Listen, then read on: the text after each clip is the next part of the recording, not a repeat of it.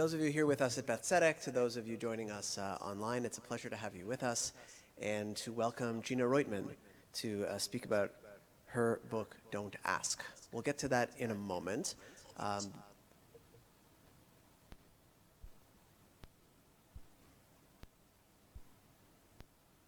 Too many computers with too much sound coming out of them. Before we do that, I want to welcome again Elaine and Amanda from the Reuben Sippen Healthy Living Community at 2 Neptune and Baycrest Terraces, our sponsors for this spring's series here at Beth Tzedec. And for those of you here in the room who dropped your name into the raffle box, we will pull a name for the orchid. Is there anything you wanted to share or say this morning? This afternoon, I mean? Okay, please, come.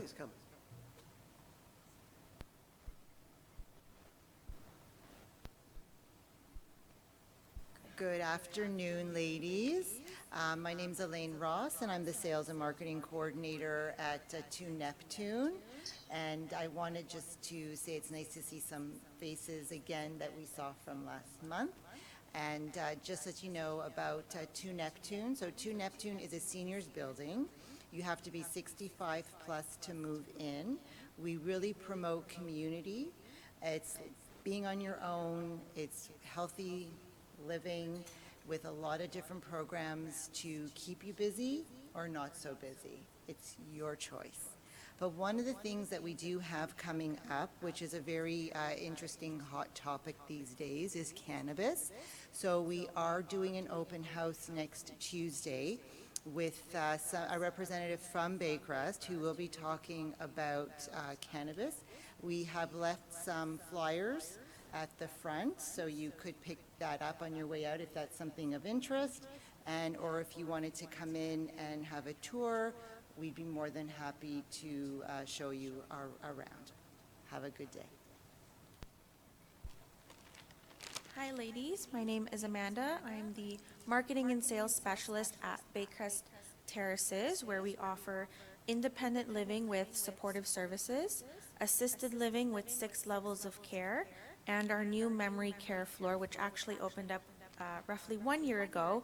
And yeah, we have as well recreation on site, health center services, and a LIN on site. And same again, we left some trifolds at the back, so if you wanted some more information, both myself and my colleague Risa will be happy to assist you and answer any questions, or if you know of anyone who is looking for a retirement residence with care and support. Enjoy the book club. Thank you. Thank you both for being here and for your support of this program. So, who is our lucky winner today? Alice Roth. Congratulations. You're welcome. I hope that orchid finds a beautiful spot in your home.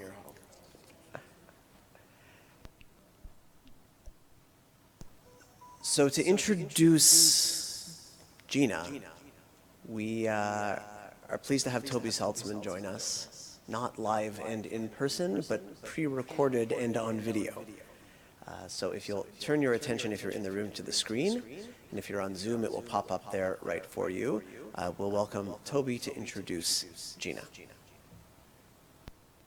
With the presence of author Gina Roitman. Based in the Laurentians, near Montreal, Gina flew into Toronto to speak about her novel, Don't Ask. So you can imagine, for all my advanced planning to personally introduce Gina, I find myself away on assignment. With that, I have to give a zillion thanks to Daniel Silverman, Beth Tzedec's Director of Education and Program Development, and Yuri Vitovsky-Remy for facilitating my virtual appearance. How auspicious to have Gina Roitman appear today, the day after Yom HaShoah, Holocaust Memorial Day.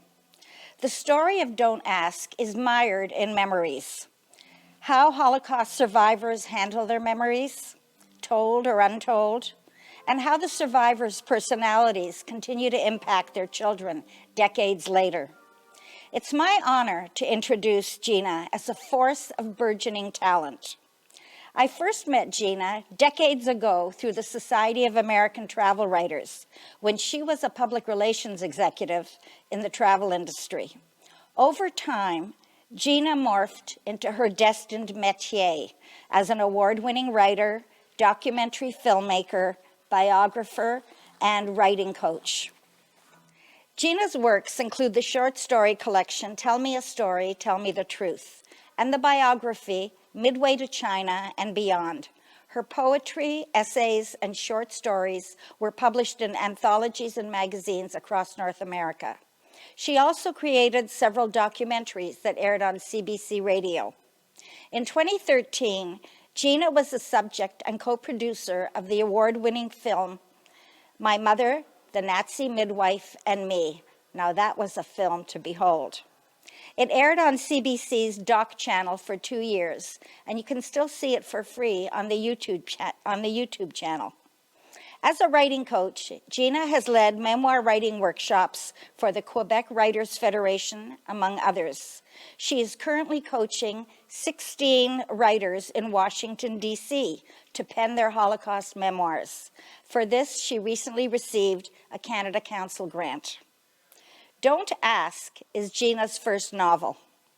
When I recently spoke to Gina and mentioned that I found her writing to have a very visual and auditory effect, placing you in the scenes with all the details of a screenplay, she mentioned that she was invited to submit Don't Ask to the upcoming Cannes Film Festival for a juried project called Shoot the Book that evaluates books for future filmmaking. Perhaps one day we'll see Don't Ask on film. Don't Ask is a novel that unleashes emotions. As readers, particularly those of us who are children of Holocaust survivors, as I am myself, we read the story through the lens of our own experiences, or may I say, with the weight of our own mental baggage. What is inevitable with so many Yiddish phrases, scenes, or behaviors of the characters that resonate with familiarity? Those whose families, whose lives were not personally impacted by the Holocaust may recognize characters with similar mindsets from books, films, or lectures you've attended. As the evocative novel unravels with mystery and emotion, we are prompted to question why the characters act as they do, or judge their behavior, or ask ourselves, how would we react to the same situation? Here's your chance to hear directly from the author, the talented Maidala herself. Feel free to ask. Members of Beth Tzedec Book and Film Club, I'm delighted to present Gina Roitman. Thank you. That's a very hard act to follow.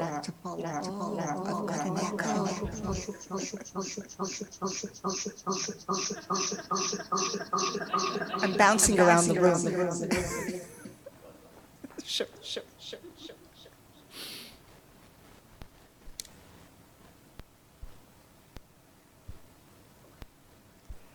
I'm going to try it. I'm good. So thank you all for coming. Thank you all for watching. I want to express my deep gratitude to Toby Saltzman, who I've known for many years, as she said, to Daniel, who worked so hard to put this all together, and to the book club for inviting me. I'm very appreciative of being here. I've just come from Washington, D.C., where I spent 2 afternoons signing books in the museum shop at the United States Holocaust Memorial Museum. And it was an extraordinary experience because I don't think of all the people I spoke to over a period of those 2 afternoons, none of them were Jewish. And so it was pretty amazing to, it's nice to come home, but it was pretty amazing to have experienced that. So I'd like to give you a little bit of background about myself and how I came to write this book. My parents were both Holocaust survivors, but not in camps. They both had fairly full lives before the war. My father had a wife and 3 children. He was from Belarus. And the Soviet army came and took him away in 1941 and said they're not going to take the women and children, but they'll take the men to forced labor camps. And so he ended up in the army. And he was a tailor, and they gave him a gun, and he wasn't very good with it, but that's another story. But his wife and his 3 children ended up in Auschwitz. His eldest daughter was old enough to have been my mother, so my father was 40 when I was born. My mother had a fiancé. I'm sure she would still be engaged if the war hadn't broke out, but they ran across the border. They were in southern Poland near Krakow, and with 2 other couples, and they became shipped off. They were shipped off to parts unknown. My mother ended up in Uzbekistan. Her husband there died of malaria, and she had a son, and he died of starvation at the age of 3. She was told she was never going to have children again, so I was kind of a miracle. Her friends found her. She was on the point of death, of starvation, and brought her back to their hometown, and then to a refugee camp, to a DP camp in outside of Passau in Poking. And the woman who was told she was never going to have children again got pregnant, and I was born within 10 months, and in 20 minutes of labor, and I weighed 12 pounds, 14 ounces. So don't always believe your doctors. My mother never stopped telling me her stories. She repeated them over and over again. Every birthday, I heard about how she saved my life because she insisted I not be born in the DP camp where there were too many babies dying. And so I was born in Passau, in the town nearby. And that's how I ended up making the documentary with the help of my dear friend Jane Houghton, because I went back to get my birth certificate, and she came along with 2 cameramen, and for the next 8 years, I was involved in a movie when I had gone to Germany in order to do research for this book. So why this book? Where did the story come from? I had, as I said, I was a very difficult child. My mother had one expression whenever I upset her. She'd say, "I survived Hitler for this." So I wanted to have a mother I wanted to create a mother and experience what it would be like if I had grown up without the stories. And how would I have reacted? Who would I have become if I was never told anything, if I was afraid to ask a question because either I would be opening a wound that was terrible, or I was going to be responsible for what happened to my mother, or that I was going to hurt her by asking questions. And so many of the people I know, and all of these women that I've been working with, they are all daughters of Holocaust survivors. And they all have incredible stories, to the point where I'm beginning to think some of those stories are my stories and some of my stories are their stories, because there are common threads in all of them. So I created Hannah as an only child, as a fairly lonely woman, I think. Someone who doesn't have a lot of friends or a lot of romantic prospects. I created Max Moore because he too is a second generation. And his generation knows just as, some of them know as little about what went on because they too could not ask questions. And then I created Ruchel. And Ruchel, I think, is probably my most successful character because she's the one that drives the story. It's her story that everybody seems to find most compelling. And she was created wholly out of my imagination. I have, in the past, been a ghostwriter for 2 child survivors. One of them from Łódź, one of them from Warsaw. I have edited a book by a man who wrote his life story, and the publisher was willing to publish it, but only if he changed it a lot. So all of these experiences sort of gave me ideas as to where I could, how I could place Ruchel in various situations. And I'm not one of those writers who has a plan. I have to admit that right off the bat. The first time I wrote the first chapter, and I wrote, I am not her, everything got driven by that. I had no idea what it meant until I wrote it years later. I understood that it was a good hook for a story. And the characters, although I knew what I wanted them to be, they evolved on their own. And I just let them lead me to the logical events that came along, or the events that weren't as logical, but that moved the story forward. I took 14 years to write this book, because in the middle, to be honest, I spent 8 years trying to finish the documentary that I made with Jane. And Jane had been the first female news editor on radio in Canada. So for her, this was a news story.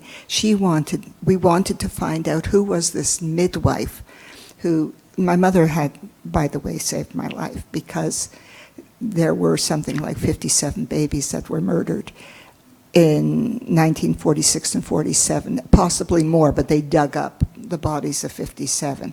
And under the American governorship of the DP camp, there was a tribunal, and the midwife was identified as being the one who was responsible. And apparently she got 15 years or to life, but there's no documentation that I ever found, despite looking for it. It was like a needle in a haystack. And I had to decide whether or not to spend a lot of my life looking for it, when, in fact, I could make up this wonderful story and share it all with you. So that's pretty much where it is. I'm very fortunate that I submitted it to 2 publishers, and one of them took it right away, so I have no hard luck stories about getting it published. I worked in communications I had my own communications agency for 21 years. And I should know this, but when you do it for yourself, it's very different. When you write a book, you think, it's done, it's finished. It's not. It's like giving birth. You have to dress the baby, you have to wash it, you have to take it out, introduce it to people, feed it, make sure that everybody knows that it's there, that it's alive. And so this has been a very interesting and sort of eye-opening for the next time I write a book. So this is the story of Don't Ask. I have a theory, and when I was very young, as a teenager, I immersed myself in the Holocaust. By the time I was in my 20s, I didn't want to think about it anymore. And the first time I went to the United States Holocaust Museum in the 90s, I think it was just open a couple of years, I remember going through it and thinking, this is amazing, but I don't want to be dragging my parents' history behind me. But if somebody asked me where I came from, I'd end up telling their story. And when I sat down to write, I ended up writing my mother's stories. I had a whole other plan, but I lost her when she was 63 and I was 28. And I've made an industry of my relationship with my mother, so I have to admit that. But she was the driving force of, even when I wanted to create an opposite, it was the opposite of her. So she was the point of departure.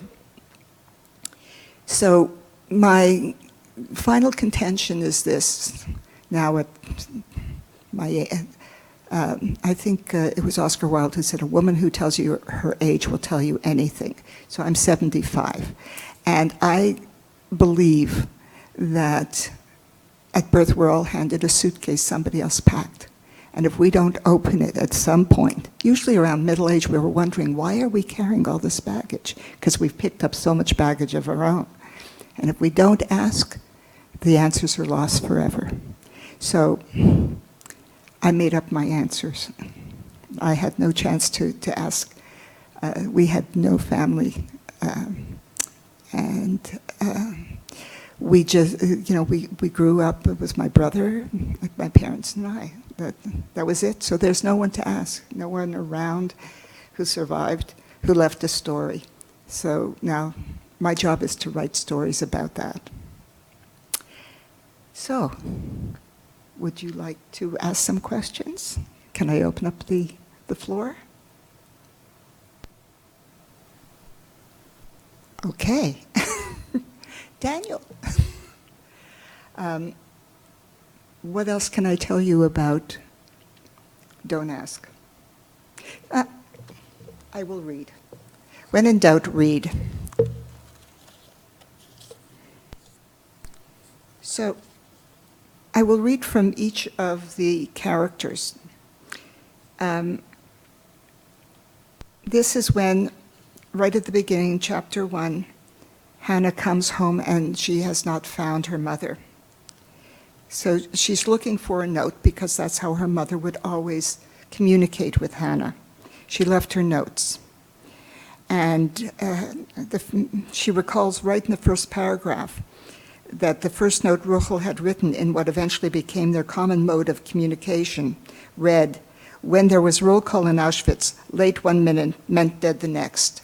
So these notes became sort of bells that rang that had an echo, but Hannah never knew where they came from, what it meant. So when she was a child, Hannah had believed that Ruchel's voice was impaired, that it was physically unable to project above a certain soft range, and that using it too often was painful for Ruchel. But last night, her mother had given lie to what was a keening wail, not heard even upon the death of Hannah's father, Barak. It grew like a siren, gathering strength and turning into a shrill, high-pitched harangue. It demanded that Hannah must not, under any circumstances, ever travel to Germany. Stunned by her mother's new faculty for making herself heard, Hannah hastily made a promise. This morning, however, she was uncertain whether she could keep it. On her way to pick up Ruchel for a doctor's appointment, traffic had crept at a maddeningly slow pace. It was almost as if unseen forces were aware of Hannah's reluctance to face her mother. In an effort to drown out a replay of the previous night's scene, Hannah had turned on the radio and was not surprised that there was an accident. Likely everyone was taking their turn gawking at the disaster. What was this human compulsion, Hannah wondered, not for the first time, to bear witness to the misfortune of others? It was as if that by surveying a calamity, people imagined they could protect themselves from it. For her, it was a point of honor never to look. So she goes into the house, and she calls out, "Ma? Ruchel?" Her voice rustled through the flat like a broom on a linoleum floor. Sweat mushroomed on Hannah's upper lip as her eyes darted into the dim hallway. "Ma," she called again, heading for the kitchen. If Ruchel had left in a hurry without her, there would be a note. But after checking all the familiar places, the front of the fridge, the tray under Ruchel's myriad of medications, the utility drawer with the carefully separated rubber bands, twist ties, and ball of string, each time Hannah came up empty. "What is the matter with you?" her father's words echoed in the still air of the hallway. "You are our only child, the only family your mother has left. You are supposed to watch over and care for her. What she lived through in her life, you'll never know. Don't ask. But you know you're all she has. Promise me you will watch over Ruchel when I'm gone. Promise me." How many times had Barak hammered those words into her head, especially in the final stages of his cancer? Hannah reasoned that Ruchel must have left in a panic over being late for her appointment. If anything happened to her mother, it was Hannah's fault. She should have been on time. But where is the note? Hannah took a tissue from her purse and dabbed at her brow and upper lip. The house was stifling hot despite the semi-gloom, but she forced herself to calm down and think.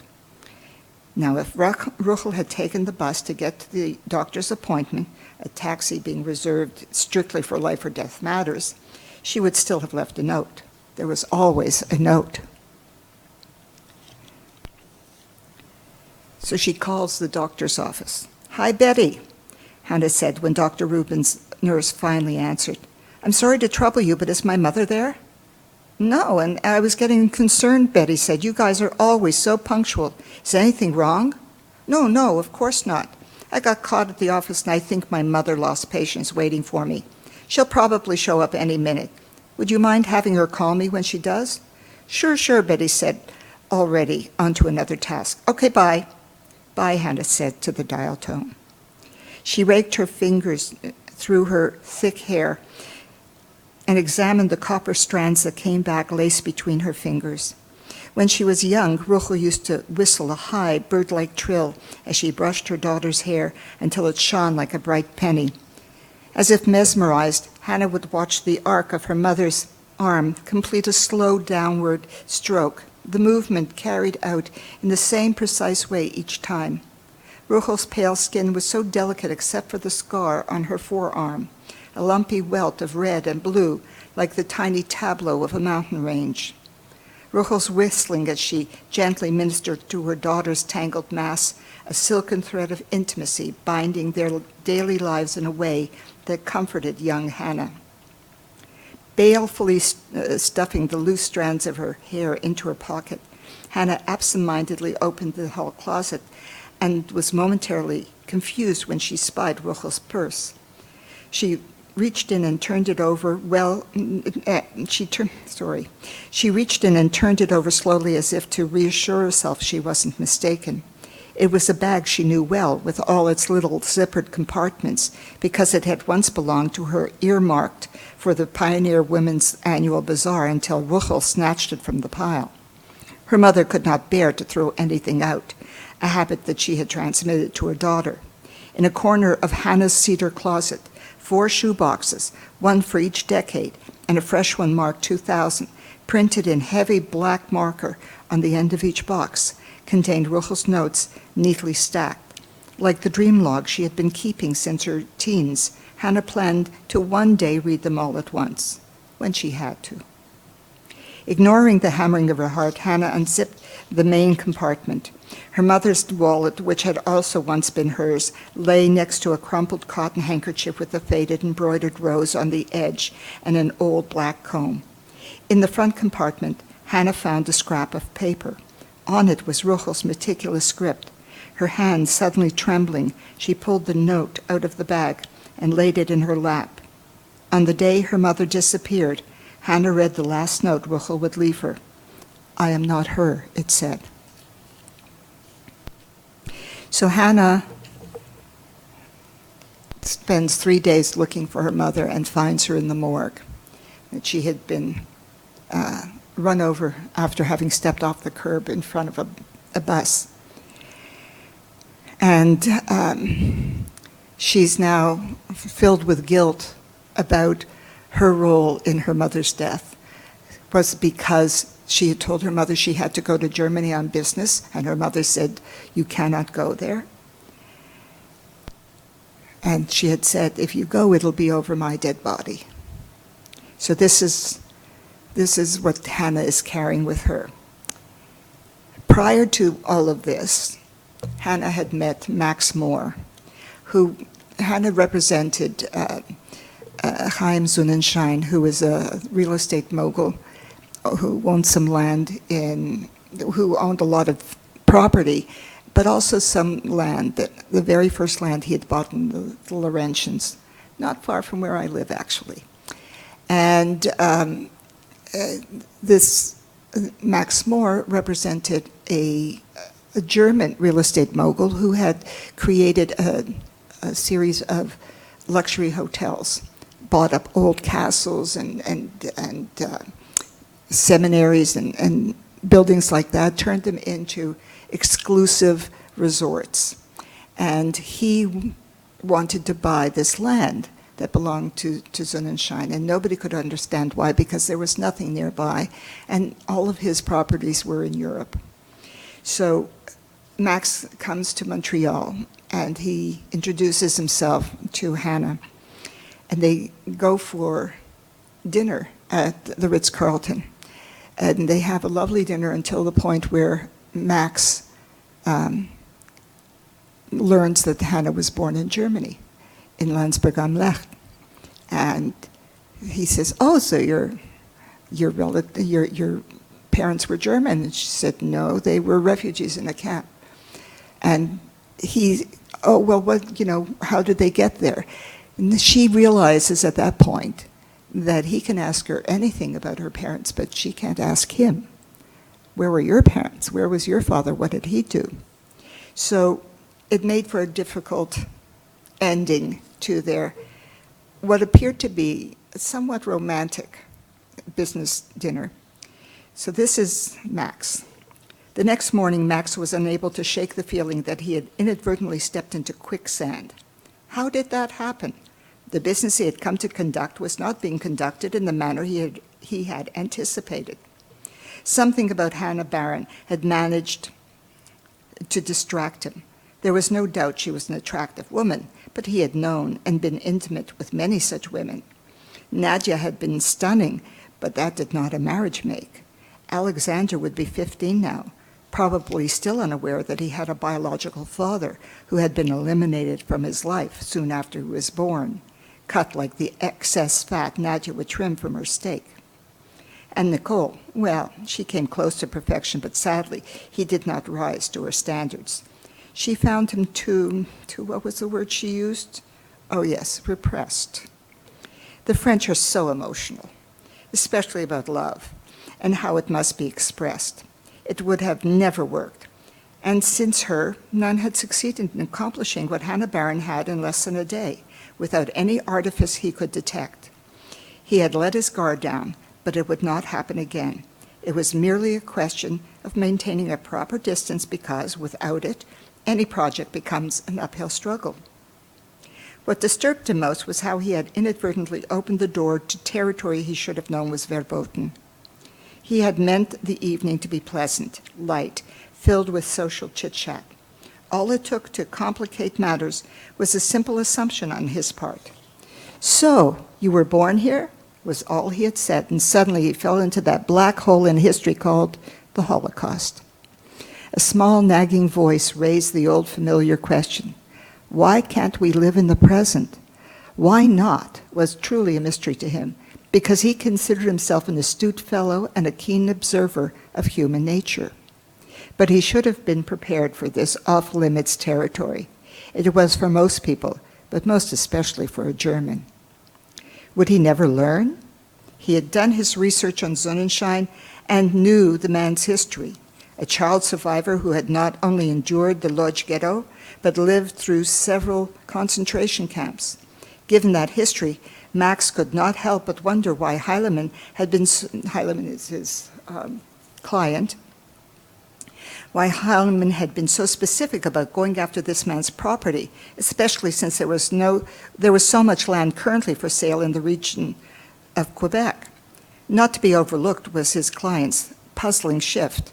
Why this property, one which Max Moore was convinced had nothing in common with Hage, that's his first name, Hage's typical acquisitions. But these were questions Max could not raise, thorny problems which he understood innately that he was expected to resolve with any specific directives. It was his client's modus operandi to develop the big picture, the visionary aspects that had made his empire such a success, and Max's job to take care of the fine details. Lately, however, Max had begun to feel that there was something imperious in the way Hage did not trouble himself with intricacies of the deals he initiated, although he was always there for the final negotiations. And as per usual, every deal was concluded in Köln, as Heilemann, the owner of so many famous hotels, disliked travel. This time things were even more complicated, as Max felt surrounded by so many unknown quantities, Heilemann, Sonnenschein, and Hannah Barron. He was treading water for the moment. To succeed, he had to concentrate on what he knew. There was a piece of land he needed to inspect and determine what it would cost to purchase. His client had not asked for more than that. Perhaps, Max thought, and not for the first time, it was best that he didn't know the big picture. It could get in the way of any successful negotiations. He needed to concentrate, but Hannah was not making that easy. So, the story of Ruchel is a story of a young girl born in Krakow who is unloved by her mother. Her father is very kind to her, but worships the mother. And the mother is a violinist and comes from a very wealthy family, and her father was merely a dentist. So there was this constant conflict between the mother and the daughter. When the mother leaves and goes back to her family in Warsaw and leaves the father and her alone. And they end up in the ghetto. They end up, the father disappears one day, obviously taken away and murdered. And Rochel becomes a partisan. And because she always spoke a beautiful German, she ends up being a messenger, a carrier of weaponry out of the ghetto. And to do that, she ended up getting a new identity, an identity of a Polish woman. And so when she is finally arrested and taken to Auschwitz, she's not wearing a yellow star. She's wearing a red triangle because she ends up being sort of the, not the assistant, but she is at the mercy of one of the women commandants. When they disappear, because the Allies are coming, the Russians were arriving, she is rescued. And this is about her rescue.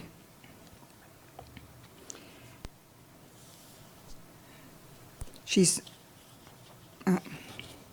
just a little further.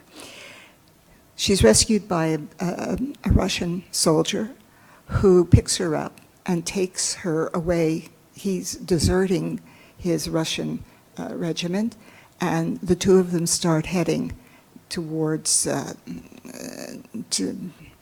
freedom, I guess you would say.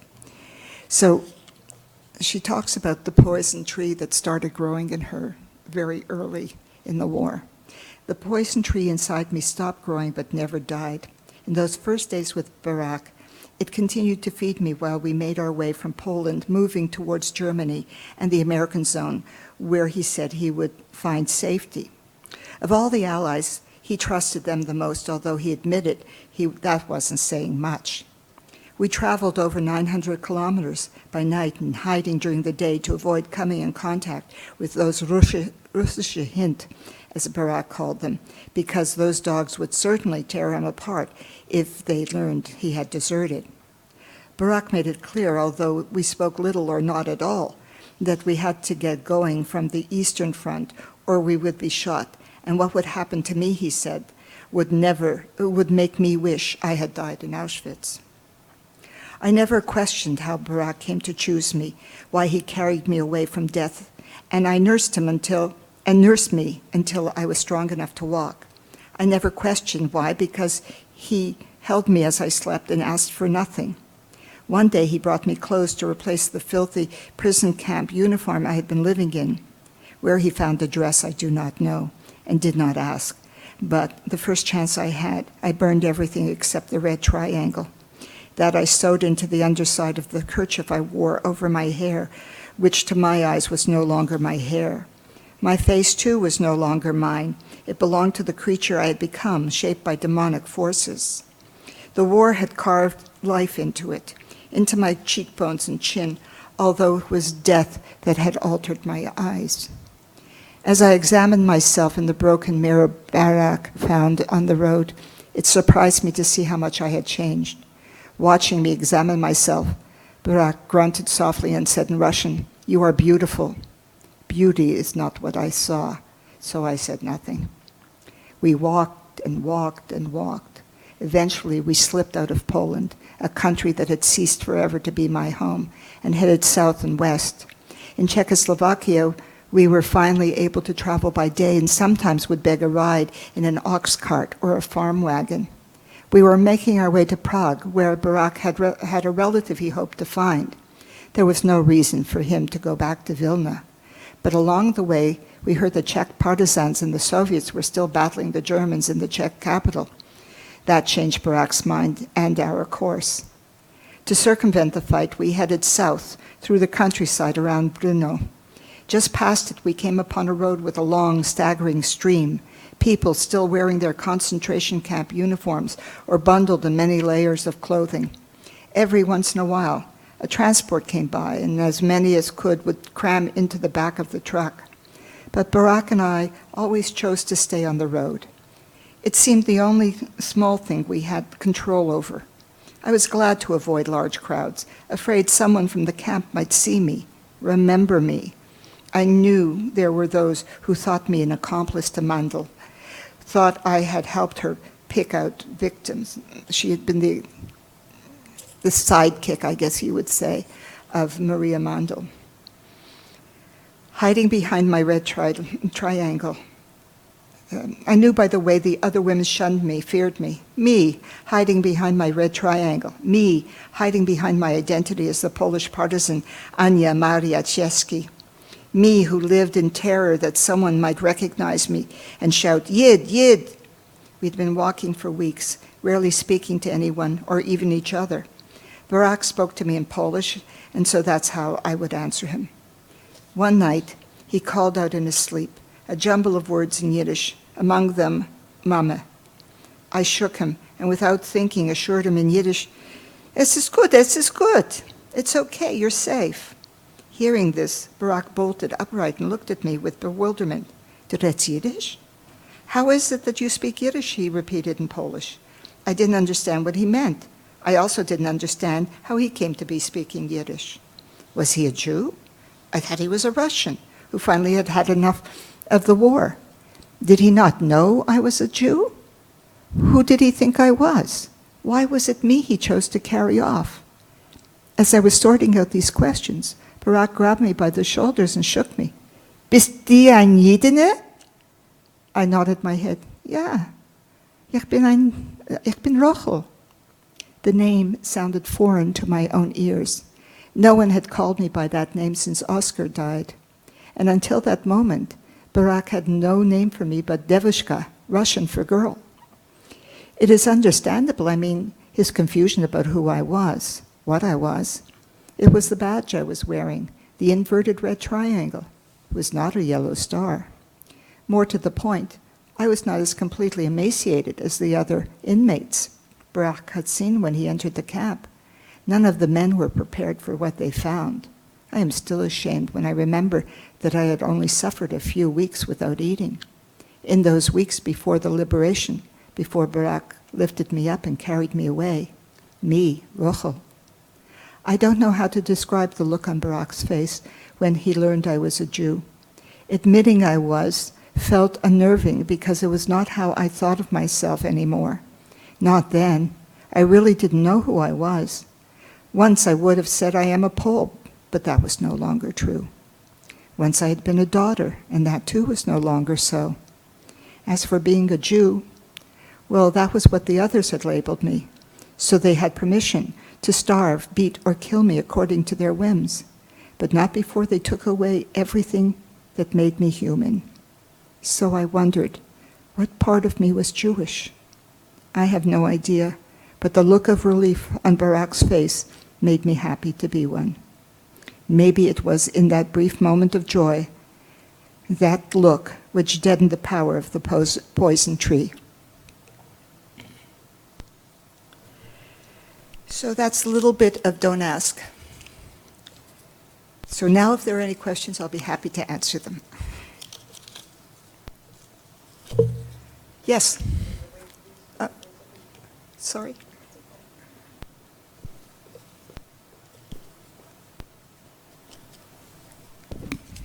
If you have a question here in the room, I'm going to bring you this microphone, and that way everybody who is online will be able to hear you as well.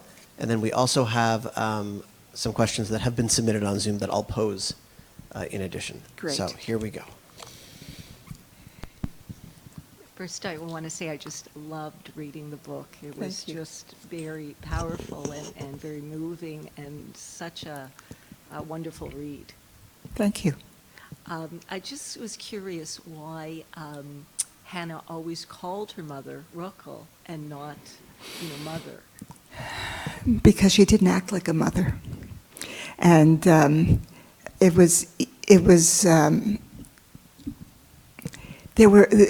think that Rachel preferred not to be labeled mother because for her, the word mother did not have happy memories. Her own mother had treated her with such disdain, had been so cruel to her in so many ways that I think she had encouraged somehow. And Barak, and she spoke to her mother like Barak spoke to her mother. And he called her Rachel. So it's funny, but it just seemed natural to me that she wouldn't have called her mama.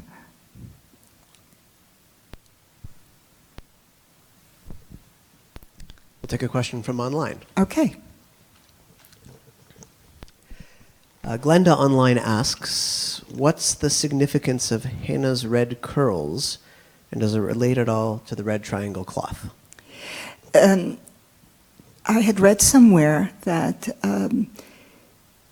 that in Hungary, Jews were easily identified because they were the only ones with red hair, and I have a fondness for red hair, although I never had red hair. So I gave her red hair, but also it would have identified her as Jewish. It was, if you weren't blonde or dark-haired in Poland, then if you had red hair, you stood out. And it's also the sort of hair that is, when it's curly, it's very unruly. It all, as I said, the characters kind of wrote themselves, and so it seemed to me that I wanted Hannah to have red hair, because I don't. So her mother, she inherited her mother's hair. I'm happy to show people afterwards what you're describing is my 2-year-old's hair. It's very red and very curly and gets very unruly. Wonderful. And her great-grandparents on one side are all Polish, as it turns out. Other questions in the room? Yes. So your characters, are they composites of all the people that you met while you were doing your documentary work and doing your ghostwriting and so forth? I think, first of all, I have to confess that all writers are thieves. We steal whatever we can from wherever we can, because they tell you, write about what you know. So yes, there are parts. I mean, one of the child survivors that I wrote about was from Łódź. He was in the orphanage in Łódź, and so it was natural for me to include that. My mother came from a small town near Krakow. I've been to Krakow, so you cobble together your experiences, the people you've met, the stories you've read. My husband is German, so. That he's not Max, although he's a very kind and gentle man and very polite. He doesn't have the background that Max has. But I have met people in Germany who, somebody I know who's actually a professor in the German army. His father was a Nazi and abandoned the family when he was 2 years old. So I took a little bit of that. But I invented the sisters. Speaking of Max, there's a question online. What feedback did you get from readers regarding the relationship between Hannah and Max? No one's ever questioned, how could that be? I met my husband late in my life. We met in '93, but we've only been together the last 16 years. Because like Hannah, the first thought I had is, you got to be kidding. You know, this is like a cosmic joke. But I have always been, I think because of my own philosophy that I take each person as an individual. I don't ask, you know, where was your grandfather? Because it's what you do, not where you come from necessarily, that makes you who you are, that expresses who you are. So I've never had anyone say to me, how could you? But when I first met my husband, a long time ago, I had one friend who there's a little bit of her in Marilyn, because she couldn't understand how could you possibly fall in love with somebody who's German. And I did when the documentary came out in 2013, it's 10 years now, I was on The Current with Anne Maria Tremonti. And it was a marvelous interview. It went for half an hour. It went so fast, I didn't even realize that we were at the end when she said to me, so I understand your husband is German. And she asked that question about, you know, has anyone ever said anything? And I said, yes, somebody once asked me, how do you sleep with a German? I said, I don't, I sleep with Axel. And that was the end of the interview, which was very terrifying. I mean, it's not the way you want to end a national radio interview. But that's the way I always thought of it, so thank you. Other questions here?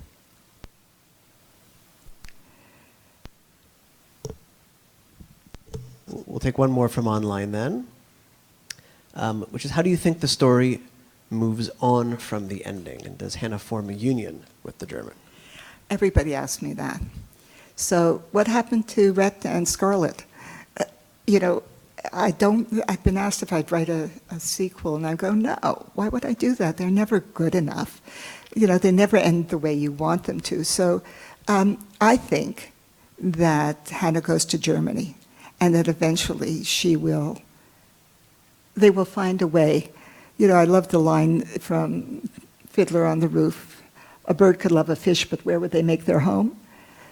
My fish made his home in Canada. So you've got to hope that love finds a way to bring people together, especially when you're, you know, in the latter part of your life, and you realize what's important and what isn't. So I just want to ask for folks either who haven't yet got their hands on the book or who want to recommend it to others, where would you direct people to find it? Local bookstore. I always promote those first. It's on Amazon. It's on it's on Indigo, and you could buy it directly from Guernica, the publishers. If you go to my website, ginaroitman.com, you'll have all the information you need about the book and where to buy it. And the last question I'd like to ask authors when they come and speak about their work is, if you even know what's next. I do. I've been working on a novel about a painter called Chaim Soutine. He was born in Smilovich in Belarus, not far from where my father was born. He was part of the School of Paris. He was an unpleasant fellow, but whose fame rises and falls over the decades in an extraordinary way. And he was best friends with Modigliani. He painted next to Chagall and many of the other Eastern European artists who were in Paris at that time. And I'm telling the story because he didn't leave anything in writing. And whatever stories you hear about him, it's the same story but told differently every time. So I'm telling the story by describing the women in his life, starting with his mother, who saved him. He was the 10th of 11 children and was clearly different, and his brothers kept beating him up, and the rabbis sons beat him up when he did a drawing of the rabbi, and she ended up getting money to put him through art school in Minsk. And then, so he's a fascinating character, and because so little has been written about him, I can make up whatever I want. So, Gina, thank you. When we connected or were connected about the possibility of you coming to speak about your book, we very quickly identified this date as the date that you should come, to put this book in people's hands and brains in this season leading up to and yesterday being Yom HaShoah, we thought was rather appropriate. And to have you come and speak about it the day afterwards, that much more so. So again, thank you so much for being here and for sharing this wonderful work with all of us. Thank you very much. Just a couple of words about our next Book and Film Club gathering. It will be on Wednesday, May the 24th. Originally, we published May 17th, but it's been moved by 1 week to May 24th. We'll be welcoming Dr. Gillian Hellfield from York University, who researches and studies film, and she'll be discussing a film that you're all invited to watch in advance called My Polish Honeymoon, which is a French language film about a Jewish couple who spend their honeymoon researching one of their ancestors, one of the members of the couple's ancestral story in Poland, connected, of course, to the Holocaust and that sort of a thing. It is semi-humorous, in fact, as strange as that might sound, and we'll send you a reminder email as to how to access it on your own through a number of free sites and services, and then you're welcome to come and join us and hear Dr. Halefield unpack the film, either in person here at Beth Tzedec or joining us online through Zoom as well. That will be the last of our 2022-23 Book and Film Club reviews. What I'd like to ask all of you is if you've encountered a piece of literature that sort of fits with the theme of Jewish works, and you'd like to bring forward a recommendation of a book or of an author to be part of our series for next year, I would very much like to receive those recommendations. So you can send those along to me by email. We wish you all a wonderful rest of your day, a meaningful Yom HaZikaron and Yom HaAtzmaut, Israel's Memorial Day and 75th birthday. And we will see you all back here in late May for book club, and hopefully before that for other things as well. Gina, again, thank you so much to you. Thank you to our sponsors from Baycrest, and have a good afternoon, everybody.